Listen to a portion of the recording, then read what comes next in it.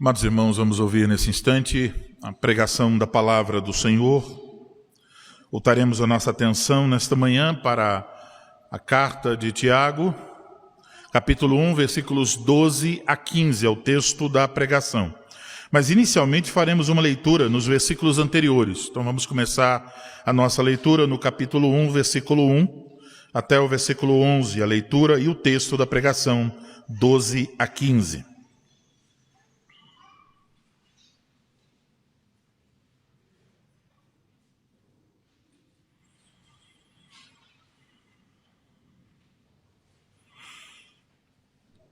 Assim diz a palavra do Senhor.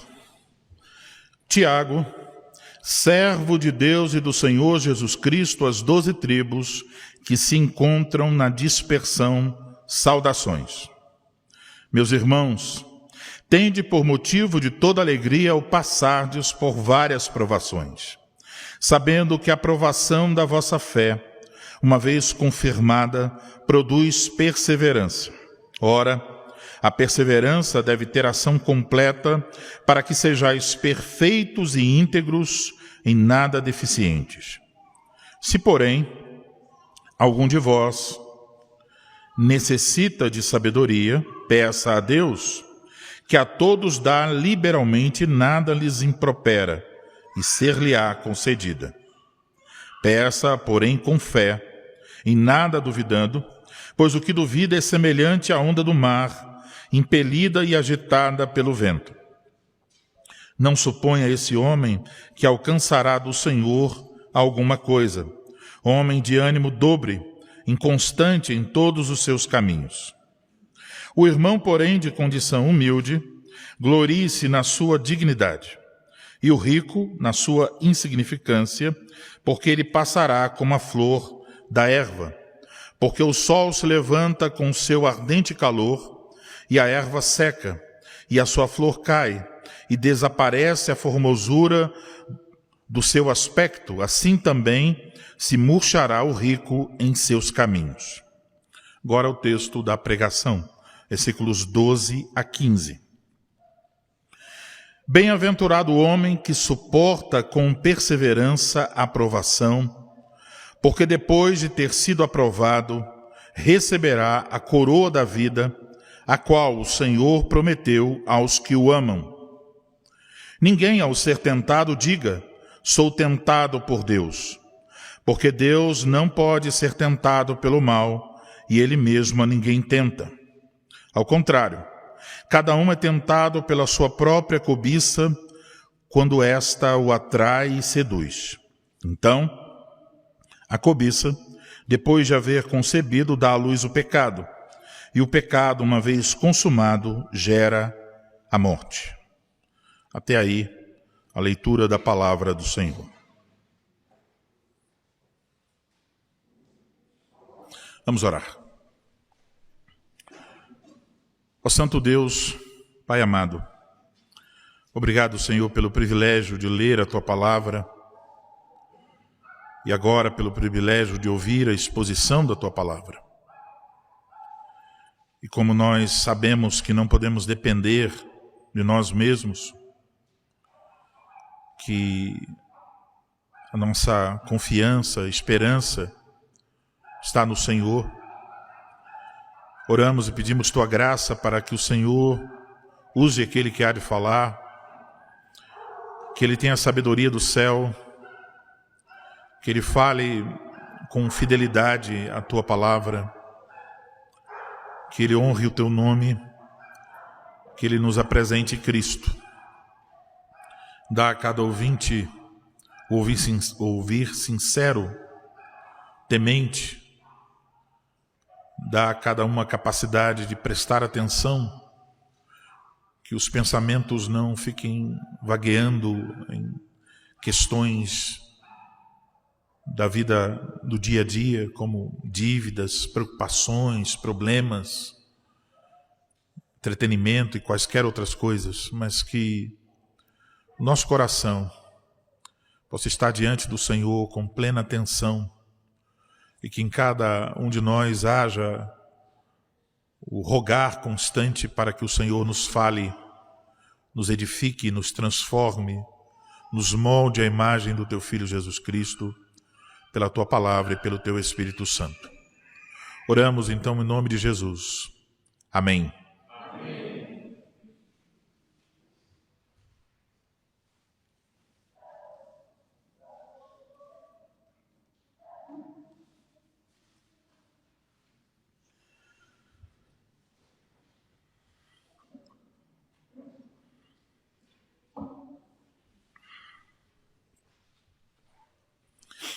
Amados irmãos em nosso Senhor Jesus Cristo, até esse momento em nossa exposição na carta de Tiago, estivemos observando que Tiago está concentrado em um tema principal sobre as provações, mas que ele tem dividido esse tema principal vinculando a outros temas. Então, esses 3 temas que aparecem são, em primeiro lugar, a alegria em meio às provações. Em segundo lugar, a necessidade de pedir sabedoria a Deus para reagir corretamente em meio às provações. E, em terceiro lugar, ter uma perspectiva correta sobre riqueza e pobreza, que no contexto da carta também está relacionado com as provações que aqueles irmãos passaram. Agora, olhar para o versículo 12, e se olharmos até o final do capítulo de número 1, nós podemos perceber que esses 3 temas estão de volta. Porém, agora Tiago está com a intenção de expandir. É como se ele tivesse apresentado o assunto e agora ele voltasse e dissesse, bom, eu quero falar mais um pouco sobre cada um desses temas. Eu quero abordá-los sobre outra perspectiva, ou de forma mais aprofundada. E o que acontece no nosso texto dessa manhã, capítulo 1, versículos 12 a 15, é que mais uma vez lemos sobre provações e agora também tentações. Está voltando a esse tema das provações. E é por isso então, meus amados irmãos, que eu vos anuncio a palavra de Deus nessa manhã sob o seguinte tema: as bênçãos das provações e o perigo das tentações. São essas 2 coisas que vamos observar, esse é o tema da pregação, as bênçãos das provações e o perigo das tentações. As bênçãos das provações, versículo de número 12, o perigo das tentações, versículos 13, 14 e 15. Esses são então os 2 pontos. Então, em primeiro lugar, vamos observar as bênçãos das provações. Olhe mais uma vez para a sua Bíblia e vamos agora dar atenção ao versículo de número 12. Bem-aventurado o homem que suporta com perseverança a provação, porque depois de ter sido aprovado, receberá a coroa da vida, a qual o Senhor prometeu aos que o amam. Então, antes de tudo, eu quero chamar a sua atenção para a relação existente entre o versículo 2 e os versículos 2 a 4. Se você der uma olhada rápida, provavelmente perceberá que algumas palavras do versículos 2 a 4 aparecem aqui no 12. Por exemplo, a palavra provação, a palavra perseverança e a ideia de ser aprovado. Então, dessa forma, nós notamos que Tiago está tratando, então, do mesmo tema, dos versículos 2 a 4. Porém, aqui ele está oferecendo algumas explicações adicionais sobre essa questão. E provavelmente ele está lidando aqui com alguns problemas bem específicos enfrentados pelos seus leitores. Vejam que o versículo 12 começa com uma expressão uma palavra bem conhecida nas Escrituras. Bem-aventurado. Então, isso é um termo que você, quando está lendo sua Bíblia, passando pelo livro de Salmos, encontrará muitas vezes. Lendo Provérbios, também encontrará. Mas também é um termo que encontramos no Novo Testamento. Quando você chega no Sermão do Monte, você tem lá as conhecidas bem-aventuranças ensinadas pelo Senhor Jesus Cristo. Bem-aventurado aqui em nosso texto está relacionado à felicidade e bênção que é concedida por Deus. Então, Aqui, como em outras partes da Escritura, há também uma certa relação entre essa bem-aventurança, essa bênção, essa felicidade e a vida sábia, alguém vivendo com sabedoria, que é o contexto de alguns versículos anteriores. Então, a ideia na Escritura é que viver de acordo com a sabedoria de Deus faz com que nós venhamos a desfrutar das bênçãos de Deus. Então, não se trata aqui, quando diz bem-aventurado, feliz é o homem, a ideia não é sobre o que você sente, a ideia de sentir alguma coisa boa. A ideia aqui é do que Deus dá. Deus dá uma bênção, que inclui essa alegria nele. Deus concede essa bênção. Em nosso texto, devemos perguntar para quem Deus concede esta bênção. Tiago responde: bem-aventurado o homem que suporta com perseverança a aprovação. Para nós isso parece estranho, porque vinculou uma alegria, uma bênção, a felicidade com uma coisa difícil. Experimentar provações, suportá-las com perseverança. Quando diz aqui bem-aventurado o homem que suporta as provações com perseverança, a ideia aqui não é de falar de um homem no sentido da ideia do masculino, mas está falando de uma pessoa. Pode ser um homem, uma mulher, um ser humano, poderíamos traduzir. Então, bem-aventurado o ser humano que suporta com perseverança as provações. Tem uma bênção reservada para a pessoa que reage corretamente às provações. E já ouvimos sobre essa palavra, perseverança, quando nós tratamos os versículos 2 a 4. Aprendemos naquela ocasião que a origem da palavra, a etimologia da palavra grega utilizada aqui por Tiago, tem a ideia de permanecer abaixo. A ideia de alguém que está carregando um peso. Tem algo sobre a pessoa e a pessoa está ali carregando com sucesso uma carga pesada há longo tempo. E por isso a nossa tradução traduz da seguinte forma: suporta com perseverança. Agora, não é a ideia aqui de uma coisa passiva, como já disse também em sermão anterior. A perseverança, ela é ativa. Então, a perseverança pode ser descrita, essa perseverança aqui pode dizer que, então, perseverança é fé estendida. Então, perseverança é algo que surge, como nós aprendemos no versículo 2, quando o peso das provações recai sobre nós. Então, somos obrigados a usar os nossos músculos. Podemos pensar assim, imagine uma cena em que uma coisa pesada caiu sobre uma criança, por exemplo. E muitas vezes a gente até vê vídeos sobre isso. A mãe vai lá e levanta e tira o peso sobre a criança. E dizemos, rapaz, se ela tivesse que fazer isso num dia normal, ela não faria. Mas como a vida da criança está em perigo, ela reúne forças, ela estende todos os músculos para salvar a criança. Aqui a ideia de músculos estendidos. Os músculos da fé são necessários para suportar a provação. Então é algo ativo. Então não surge quando as coisas estão bem. Surge quando o peso recai. Perseverança implica em continuar confiando em Deus em meio às provações. Confiar em Deus quando as coisas não estão indo bem. Quando parece que vamos ser sufocados e tudo parece ir de mal a pior. O peso da provação está sobre nós. Mas Deus está dizendo, estenda os músculos de sua fé. Creia no Senhor, confie no Senhor.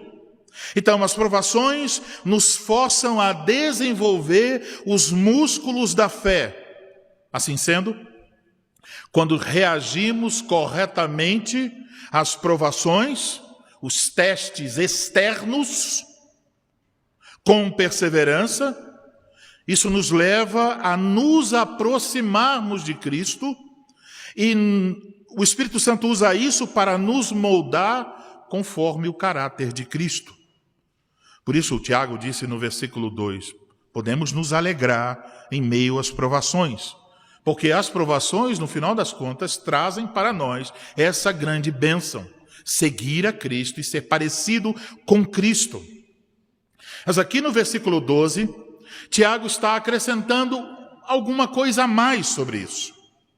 Ele nos diz que o benefício das provações, quando nós perseveramos, não só é um benefício para o tempo presente, nos aproximarmos de Cristo e sermos parecidos com Cristo. É um benefício que tem implicações finais. Qual? Aqui está. Veja o restante do versículo 12. Porque depois de ter sido aprovado, receberá a coroa da vida, a qual o Senhor prometeu aos que o amam. Estamos diante de uma bênção final. A coroa da vida. Quando a receberemos? Depois que tivermos recebido a aprovação final. Então, Deus nos coloca no tempo presente, debaixo de provações, e o intuito de Deus é que nós, ao passarmos por essas provações, sejamos aprovados, que a nossa fé seja fortalecida, que nossa fé em Cristo seja confirmada. Isso quer dizer que cada uma das diferentes, variadas provações pelas quais nós temos que passar nesta vida, nos forçam a exercitar os músculos da fé, nos forçam a exercitar a perseverança, e isso contribui não só para o crescimento agora em Cristo Jesus, mas contribui para a concretização da nossa salvação quando receberemos a aprovação final. Aqui menciona essa palavra, coroa da vida. Não se refere a uma coroa real. A ideia de coroa da vida aqui tem relação com os jogos antigos. Uma coroa de louros, que ela era dada aos vencedores de competições atléticas, incluindo as Olimpíadas. O que seria o equivalente hoje às medalhas?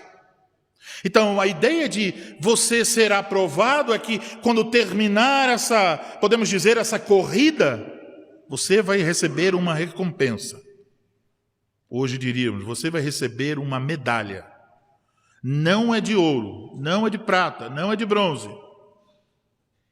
É a própria vida, a vida eterna em Cristo Jesus.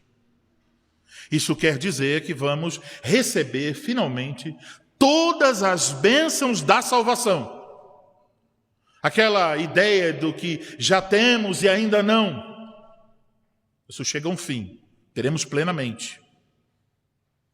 Mas isso, alguém pode dizer, mas isso não implicaria em uma salvação pelas obras? Você faz e recebe no final a medalha, coroa. Mas a questão é que Tiago não está aqui dizendo o que nós devemos fazer para sermos salvos. Esse não é um assunto de Tiago. A mensagem de Tiago é uma mensagem de consolo para quem já é crente, para o povo de Deus. Ele está dizendo àqueles irmãos para quem ele escreveu, que eles estavam, e esses irmãos sabemos, estavam passando por provações decorrentes do fato da perseguição. Então, podemos parafrasear as palavras de Tiago e dizer algo parecido, como se Tiago estivesse dizendo, olha, irmãos, vocês estão passando por provações, e elas são um meio que Deus usa para manter vocês na pista de corrida. Deus está trabalhando em vocês através das provações. Deus está aproximando vocês de Cristo. Ele está fazendo vocês se parecerem com seu Filho. Mas, irmãos, saibam que no final, quando a corrida acabar, vocês receberão tudo que Deus prometeu àqueles que o amam. Todas as bênçãos da vida eterna em Cristo. A coroa da vida será dada àqueles que amam a Deus. O contexto desse amor aqui é a fidelidade. Amar implica em ser fiel. Podemos lembrar das palavras do livro do Apocalipse, capítulo 2, onde lemos sobre como Cristo encoraja os fiéis da igreja em Esmirna a serem perseverantes até o fim. Ele diz: não temas as coisas que tens de sofrer. Eis que o diabo está para lançar em prisão algum dentre vós, para ser dispostos à prova, e tereis tribulação de 10 dias. Ser fiel até a morte, e dar-te-ei a coroa da vida. Prezados irmãos, vocês podem ver nisso tudo a graça de Deus, vocês podem ver nisso a bondade e o amor de Deus para com a sua vida. Deus nos tirou de um caminho de morte, e Deus nos colocou em um caminho de vida. Ele fez isso sem nenhum merecimento nosso. Por causa de Cristo Jesus, recebemos o perdão de todos os nossos pecados. Recebemos a promessa da vida eterna. Nos tornamos filhos de Deus por adoção. E agora, a condição de sua vida é que você está correndo nesse caminho, o caminho da vida. E nesse caminho da vida, nesta corrida na qual você se encontra, para pensar nas palavras usadas pelo autor aos Hebreus, no capítulo 12, nessa corrida na qual você se encontra, a questão não é quem chega primeiro, a questão é quem chega perseverante até o final. Não é uma corrida de 100 metros, em que você usa toda a força do seu corpo para chegar logo. É uma maratona espiritual. Então, quando você se distrai com o que há ao redor, você vai ser tentado a parar. Quando você olha para trás, você pode tropeçar. E às vezes você se sente cansado, desanimado. Há momentos até que você pensa talvez em desistir. Mas aqui está. Se você realmente está nesta corrida, o mesmo Deus que lhe colocou na corrida, Ele está trabalhando em você para que você cruze a linha de chegada e receba o prêmio. Ele não permitirá que sua fé esmoreça. Podemos citar as palavras do apóstolo Paulo: ele começou a boa obra, ele há de concluí-la. Ele não só colocou em você o desejo de correr, mas a graça para correr. Como nos diz o escritor da carta aos Hebreus, nessa corrida devemos manter firme o nosso olhar para aquele com quem nós nos encontraremos na linha de chegada. Devemos olhar para Cristo, o autor e consumador da nossa fé. Então perceba como as provações não só nos ajudam a continuar perseverando em nossa corrida, mas as provações nos forçam a olhar para Cristo, o único que de fato pode nos ajudar. Quando você passa por provações, seja uma doença, um problema financeiro, a morte de uma pessoa que você ama, decepções ou qualquer outros problemas, quando você tem de enfrentar as provações, qual é o sentimento que você tem? Que isso é ruim, que isso é mal, que isso prejudica você, que isso atrapalha a sua caminhada. E talvez você sinta tristeza e desânimo, mas então, em meio às provações, você percebe que Deus graciosamente oferece a você graça e consolo. Ele renova suas forças. Olhe para trás. Veja quantas vezes você esteve desanimado e triste. Ele renova suas forças. para que você mais uma vez exercite os músculos da fé. Isso fortalece seu caminhar, de maneira que cada provação pela qual você passa com fé perseverante lhe prepara mais e mais para aquele dia em que você cruzará a linha de chegada. Naquele dia, Deus graciosamente lhe dará a coroa da vida. Naquele dia, você receberá o pleno desfrute de sua salvação. Então, agora entendemos por que Tiago começou com essas palavras: bem-aventurado. Talvez você esteja passando por um momento difícil. Talvez os últimos dias foram dias de provações. Talvez alguma provação já passou, mas o gosto amargo dela permanece. Talvez, para usar aqui uma imagem, diríamos a fumaça suficiente para que você não perceba o que está na sua frente. Mas agora, Deus mesmo, pela sua palavra, e Espírito Santo, está iluminando o nosso caminho. Está nos lembrando que, apesar das provações, se você está em Cristo Jesus, você tem a bênção de Deus. E nisso consiste a verdadeira felicidade.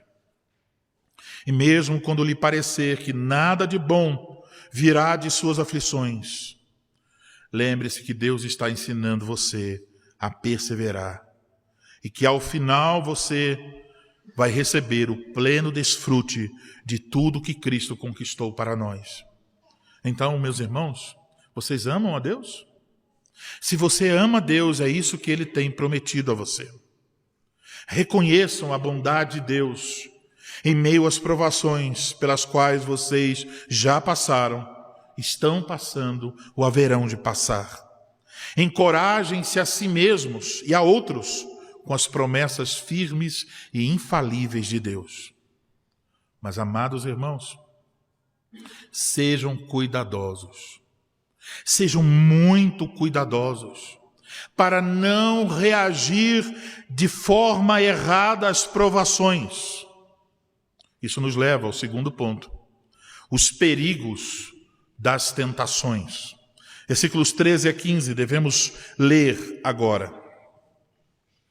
E na leitura eu quero chamar a sua atenção para um fato que eu vou mencionar a seguir, mas eu quero que vocês já observem aqui na leitura.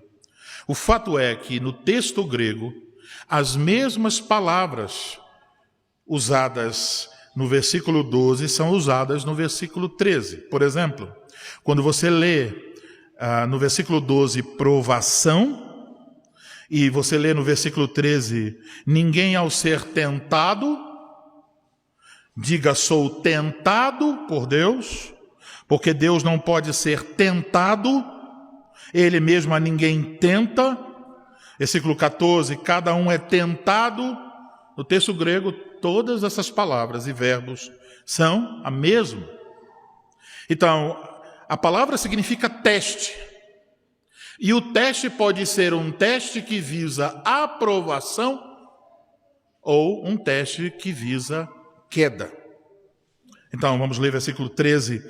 Uma forma de ler que eu quero propor a vocês, o versículo 13, é trocar a palavra, o primeiro verbo, tentado, por aprovado, por provação. Desculpe.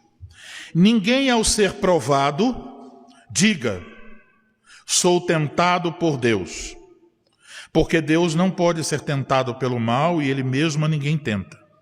Ao contrário, cada um é tentado pela sua própria cobiça quando esta o atrai e seduz. Então, a cobiça, depois de haver concebido, dá à luz o pecado, e o pecado, uma vez consumado, gera a morte. Então, como observei, parece que o assunto mudou de provações para tentações.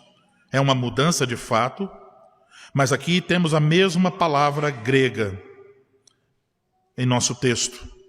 Ela é traduzida lá nos versículos 2 a 4 como provações, no versículo 12 como provação e nos versículos 13 a 15 como tentação.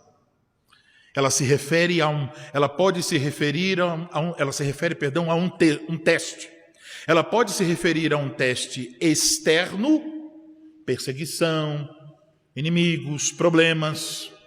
E ela pode se referir a um teste interno, tentação, que pode levar ao pecado.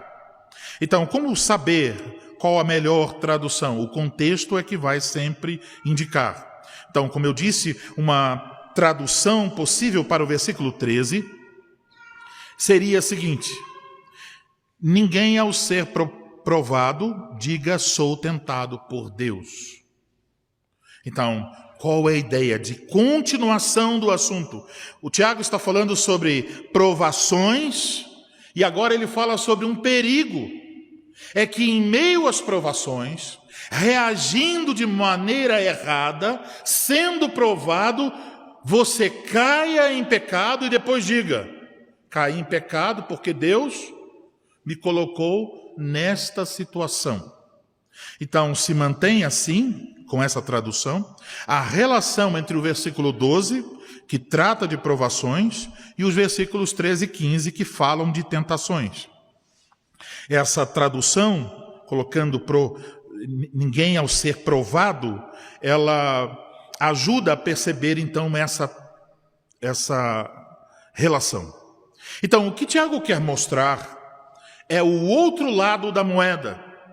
Se não reagirmos de modo correto, com perseverança confiante às provações, então as provações deixarão de ser provações e passarão a ser tentações.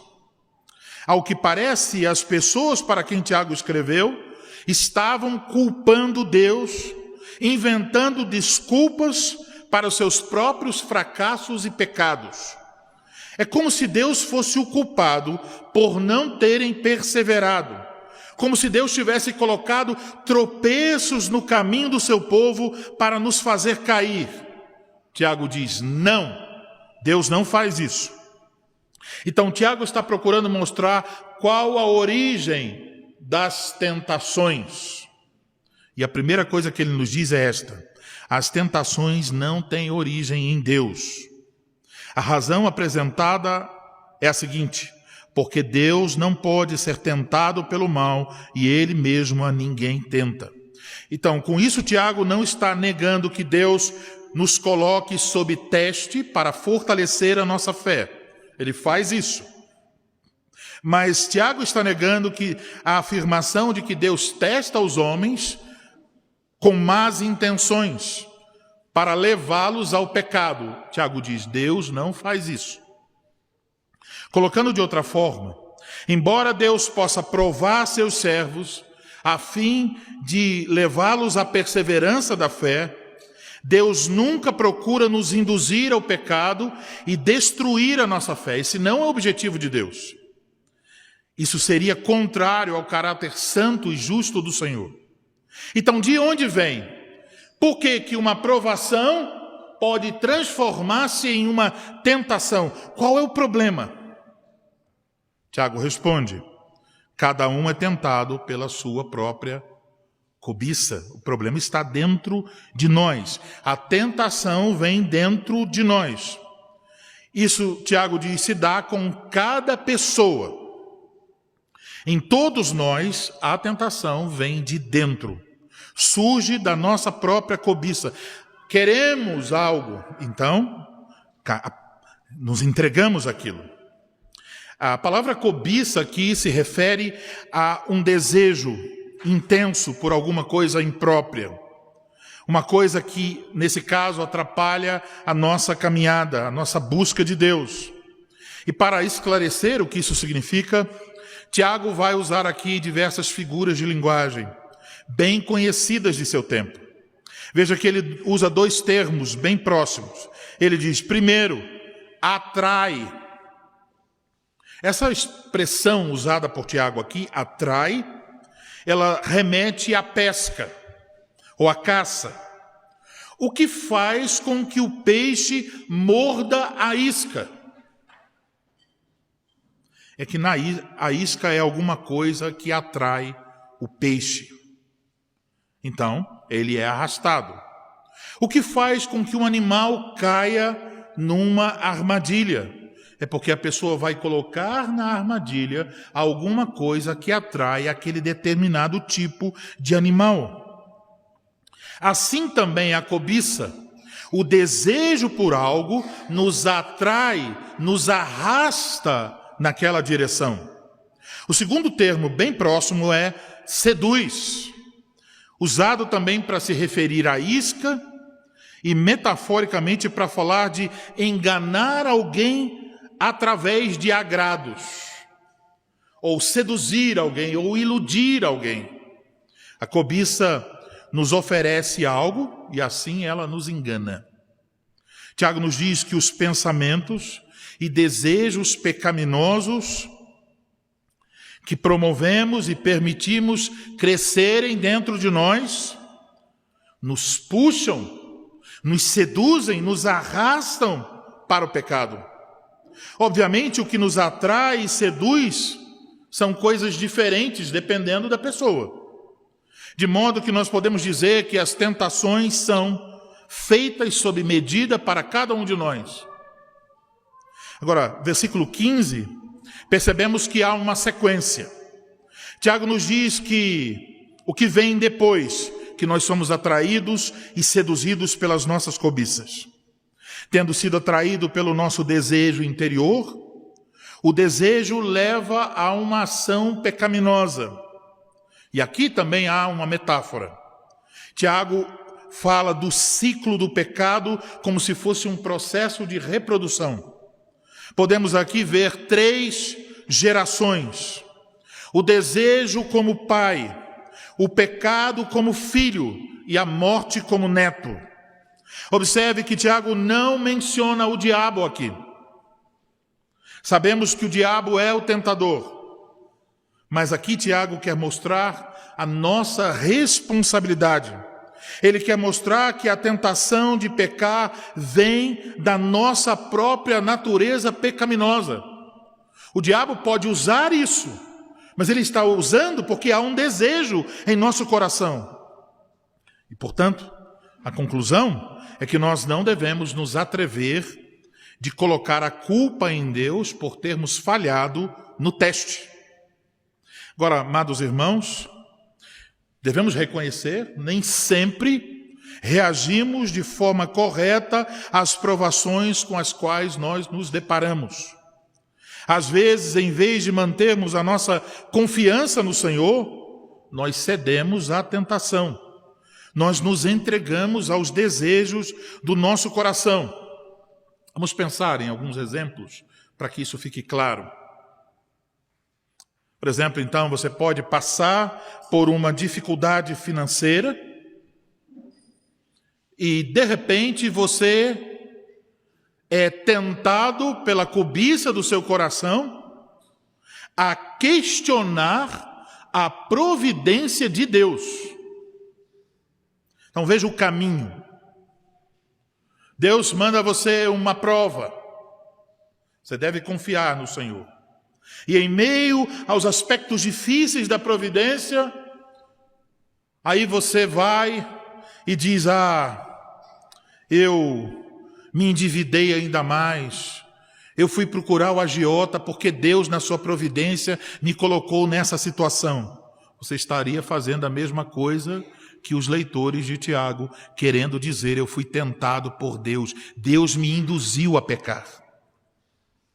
Outro exemplo, a morte de um ente querido pode levar você a questionar o amor de Deus por você. A pessoa morre, você está lá, bom, se Deus me amasse, não teria levado essa pessoa, eu não teria perdido meu pai, minha mãe, meu filho, minha filha. Questionamos o amor de Deus. Você pode olhar para o sofrimento dos justos, pobres, enquanto que ricos e iníquos vivem sem problemas, e você pode questionar a justiça de Deus. E alguns até mesmo questionarão a existência de Deus. Agora vamos para um exemplo um pouco mais concreto do que estamos vendo aqui. Vamos supor que há um rapaz. Esse rapaz deseja casar. E Deus não deu a ele ainda uma esposa. É difícil. Ele está lutando contra isso, buscando a graça de Deus, mas o tempo vai passando e ele ainda não conseguiu nenhuma moça para casar. Está inquieto, não consegue avançar nessa situação. É uma situação para ele de provação. Mas como ele deve reagir? Se é uma provação, é chamado a reagir com os músculos da fé. Deve perseverar confiando no Senhor. Mas o rapaz se cansa disso. Ele diz, eu não arrumei nenhuma moça na igreja, nenhuma moça fiel. Eu não consegui nenhum, então eu vou procurar em outro lugar. E no trabalho ele se namora com uma moça que não ama a Cristo, que não tem temor do Senhor. Então, quando ele olha para a moça, podemos dizer, ele é o peixe, a moça é a isca. A cobiça do coração o seduz a desejar se relacionar com essa moça. E então ele se entrega aos desejos do seu próprio coração e começa a se relacionar com essa moça. Ele não se importa com as consequências. E então ele fica sob disciplina. Quando recebe a visita dos presbíteros, o que vocês acham que ele vai dizer? A quem vocês acham que ele vai culpar? Ele vai dizer, bom, eu caí nesse pecado de me relacionar com uma moça ímpia, porque Deus me colocou nessa situação e não me deu nenhuma moça crente. Ele vai culpar Deus como se Deus o tivesse induzido a cair nesse pecado. Neste caso, ou em quaisquer outros casos, Tiago nos diz, o problema não está em Deus, o problema está no seu coração. Meus irmãos, mesmo aqui, numa situação como essa em que pecamos contra Deus, o único caminho, o caminho para os crentes, é nos arrependermos dos nossos pecados. E se você cedeu em alguma parte das tentações, se você agora pode olhar para trás e dizer, eu reagi de forma errada às provações, eu duvidei do poder de Deus, eu duvidei do amor de Deus, da bondade, da fidelidade, da sabedoria, da justiça e talvez até da existência de Deus, você deve reconhecer a tolice disso tudo. E reconhecer a sua culpa. Somos atraídos e seduzidos pelos nossos próprios desejos. E por causa disso pecamos contra Deus. Mas, irmãos, glória a Deus por Jesus Cristo. A oferta por nossos pecados já foi feita. E por mais fraco que sejamos, podemos correr para Cristo. Então, se você tropeçou e caiu em sua caminhada cristã, não pare. Em Cristo você pode ter e tem o pleno perdão. Em Cristo você pode se levantar e continuar seguindo em sua corrida. De Cristo vem a graça para vencermos o pecado. Então, irmãos, não desanimem. Continuem, perseverem confiantemente até o dia em que vocês ultrapassarão a linha de chegada e, finalmente, receberão pela graça de Deus a coroa da vida. Amém.